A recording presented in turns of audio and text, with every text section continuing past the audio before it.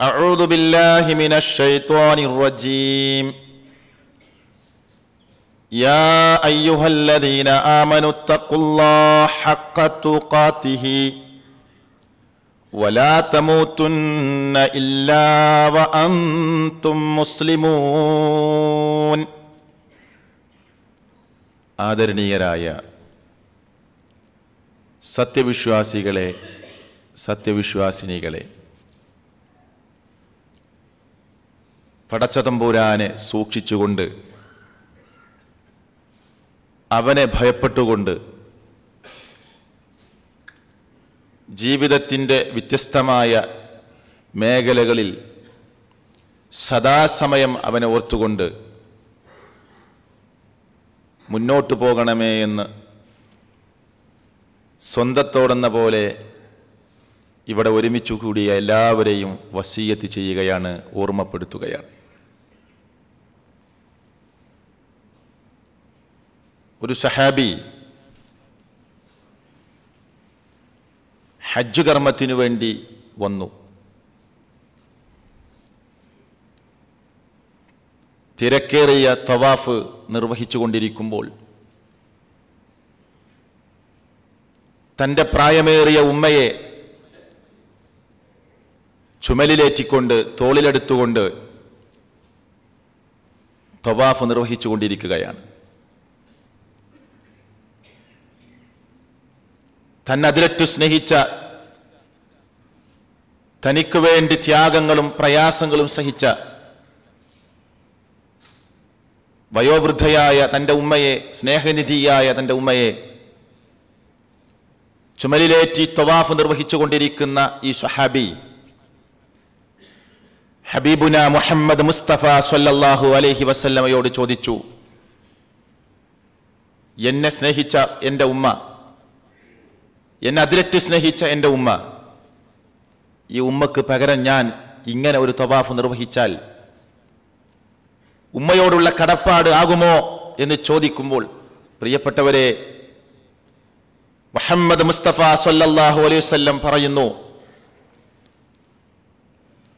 താങ്കളുടെ ഉമ്മ 9 മാസക്കാലവും ഏതാനും ദിവസങ്ങളും വയറ്റിൽ ചുമന്ന് നൊന്ത് പ്രസവിച്ച് ഉമ്മയുടെ മടിത്തട്ടിൽ തന്നെ കാട്ടിക്കുകയും മൂത്രിക്കുകയും ചെയ്ത് വെറുപ്പില്ലാതെ അറപ്പില്ലാതെ നിന്നെ വളർത്തി ഈ കാണുന്ന നിലവാരത്തിലേക്ക് എത്തിച്ച തൻ്റെ ഉമ്മ, തൻ്റെ ഉപ്പ, ആ ഉമ്മ നിന്നെ ഗർഭം ചുമന്ന സമയത്ത് ഒരു ദിവസം സഹിച്ച ത്യാഗങ്ങൾക്കോ പ്രയാസങ്ങൾക്കോ തുല്യമായിട്ടില്ല ഇന്ന് നീ നിർവഹിച്ചു കൊണ്ടിരിക്കുന്ന ഈ തവാഫ്. നിന്റെ ഉമ്മ നിർവഹിച്ച പ്രയാസത്തിന്റെ ഒരു ദിവസത്തിന് പോലും തുല്യമല്ല ഈ ഉമ്മയെ നീ ഇത്രമാത്രം സ്നേഹിച്ചാൽ എന്ന് മുഹമ്മദ് മുസ്തഫ സല്ലല്ലാഹു അലൈഹി വസല്ലം ഈ സ്വഹാബിയോട് പറഞ്ഞു മനസ്സിലാക്കി കൊടുക്കുകയാണ്. സുഹൃത്തുക്കളെ, നമ്മുടെ മാതാവും പിതാവും അവർ നമ്മുടെ കണ്ണിലുണ്ണിയായി നിൽക്കുന്നു. നാം അതിരറ്റവരെ സ്നേഹിക്കുന്നു. മാത്രമല്ല, അവർക്ക് വേണ്ടി എന്തും സഹിക്കാൻ, എന്തും ചെയ്തു കൊടുക്കാൻ തയ്യാറായി നിൽക്കുന്നവർ നമ്മുടെ കൂട്ടത്തിലുണ്ട്. പക്ഷേ ഖേദകരമെന്ന് പറയട്ടെ, ദുഃഖകരമെന്ന് പറയട്ടെ, തൻ്റെ ഉപ്പയെയും തൻ്റെ മാതാവിനെയും ഇന്നലകളിൽ കടന്നു വന്ന, തൻ്റെ പങ്കാളിയായി കടന്നു വന്ന, തൻ്റെ സഹധർമ്മിണിയായി കടന്നു വന്ന പെണ്ണിന്റെ തലയണ മന്ത്രം കേട്ടുകൊണ്ട് മാറ്റിവെച്ച സഹോദരന്മാർ ചിലപ്പോൾ നമ്മുടെ കൂട്ടത്തിൽ ഉണ്ടായേക്കാം. അവർ ഖേദിക്കണം, അവർ ദുഃഖിക്കണം, അവർ പശ്ചാത്തപിക്കണം. നമ്മുടെ പ്രിയപ്പെട്ട മാതാവിനോട്, നമ്മുടെ സ്നേഹനിധിയായ തൻ്റെ പിതാവിനോട് നമുക്കൊരുപാട് കടപ്പാടുകളും ഒരുപാട് ബാധ്യതകളും ചെയ്തു തീർക്കാനുണ്ട്. ഈ ദുനിയാവിൽ അവർക്ക് വേണ്ടി നാം എത്ര കട്ടപ്പാടുകൾ സഹിച്ചാലും, എത്രമാത്രം പ്രയാസം സഹിച്ചാലും, അവർ സഹിച്ചതിൻ്റെ, അവർ അനുഭവിച്ചതിൻ്റെ ഒരു ചെറിയ അംശം പോലും ആവില്ല എന്നാണ് മുഹമ്മദ് മുസ്തഫ സ്വല്ലല്ലാഹു അലൈഹി വസല്ലം ഈ കാര്യത്തിലൂടെ വ്യക്തമാക്കുന്നത്. വീട്ടിലേക്ക് നാം ഫോൺ ചെയ്യുമ്പോൾ സുഹൃത്തുക്കളെ നാം ആലോചിച്ചു നോക്കുക. ഫോൺ എടുത്തത് ഉമ്മയാണെങ്കിൽ, വാപ്പയാണെങ്കിൽ നാം അന്വേഷിക്കാറുണ്ട്, സുഖമാണോ ഉമ്മ, നിങ്ങൾക്ക് സുഖമാണോ?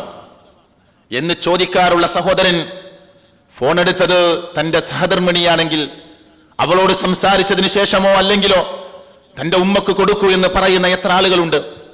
സുഹൃത്തുക്കളെ, നിങ്ങൾ നാട്ടിലേക്ക് കൃത്യമായി ക്ലിപ്തമായി അയച്ചു കൊടുക്കുന്ന ഡ്രാഫ്റ്റുകളും പണവുമുണ്ടല്ലോ. അതിനേക്കാളൊക്കെയും നിന്റെ ഉമ്മയും നിങ്ങളുടെ പിതാവും മാതാവും ആഗ്രഹിക്കുന്നത് നിങ്ങളുടെ മനസ്സിന്റെ ഉള്ളറകളിൽ നിന്ന് വരുന്ന വാക്കുകളാണ്. ഉമ്മ, നിങ്ങൾക്ക് സുഖമാണോ? വാപ്പാ, നിങ്ങൾക്ക് സുഖമാണോ? നിങ്ങൾക്ക് എന്താണ് ഞാൻ ചെയ്തു തരേണ്ടത്? എന്താ നിങ്ങൾക്ക് ആവശ്യം?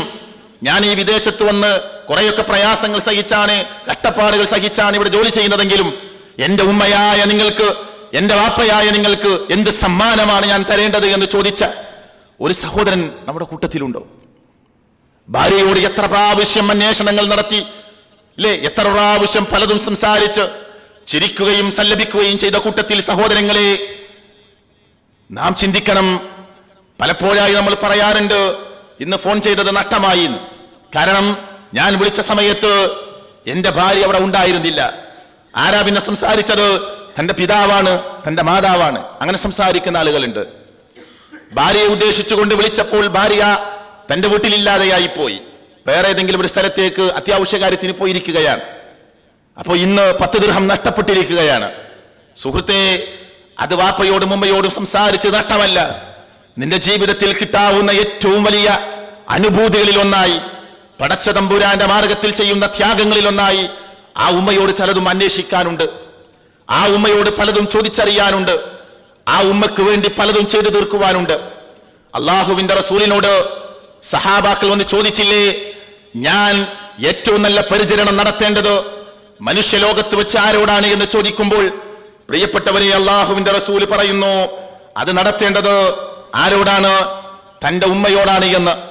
ഏറ്റവും നല്ല പരിചരണം നടത്തേണ്ടത്, ഏറ്റവും നല്ല സുഹബത്ത് നടത്തേണ്ടത് ആരോടാണ് എന്ന് ചോദിക്കുമ്പോൾ അള്ളാഹുവിന്റെ റസൂല് പറയുന്നത് ഉമ്മുക്ക, നിന്റെ ഉമ്മയോടാണ്. വീണ്ടും ചോദിക്കുന്നു സുമ്മമൻ, പിന്നാരോടാണ് റസൂലേ എന്ന് ചോദിക്കുമ്പോൾ വീണ്ടും മുഹമ്മദ് മുസ്തഫ സല്ലല്ലാഹു അലൈഹി വസല്ലം പറയുന്നു ഉമ്മുക്ക, നിന്റെ ഉമ്മയോടാണ്. വീണ്ടും ചോദിക്കുന്നു അയാൾ ആരോടാണ്? ഇനി ഉമ്മയോടാണ്. നാലാമത് ചോദിക്കുന്നു അയാൾ, ഇനി ഞാൻ ആരോടാണ് നടത്തേണ്ടത്? അപ്പോഴാണ് നിന്റെ ഉപ്പയോടെന്ന് പറയുന്നത്. ആ മനുഷ്യൻ അവിടെ നിന്ന് ഓടിപ്പോവുകയാണ്. സഹാബാക്കൾ ചോദിച്ചു, എന്തിനാണ് നീ ഓടിപ്പോകുന്നത്? ഇനിയും ഞാൻ എന്റെ പ്രവാചകൻ മുഹമ്മദ് മുസ്തഫ സല്ലല്ലാഹു അലൈഹി വസല്ലമയോട് ആ ചോദ്യം ആവർത്തിച്ചാൽ വീണ്ടും ഉമ്മയെ തന്നെ പറയും. അതുകൊണ്ട് ഞാൻ ചോദ്യം അവസാനിപ്പിച്ചു പോവുകയാണ്. എന്തേ കാരണം? വാപ്പയോട് സ്നേഹവും വാത്സല്യവും കാരുണ്യവും കുറക്കുവാനോ ഇല്ലായ്മ ചെയ്യുവാനോ അല്ല അത് പഠിപ്പിക്കുന്നത്.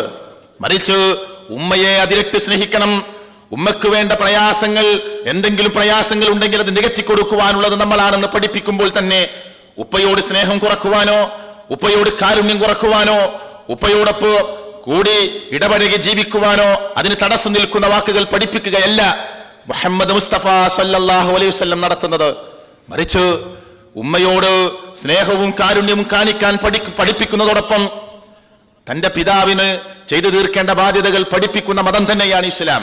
പക്ഷേ ഉമ്മക്കൊരു സ്റ്റെപ്പ് പ്രാധാന്യം നൽകി എന്ന് മാത്രം. എന്തേ കാരണം?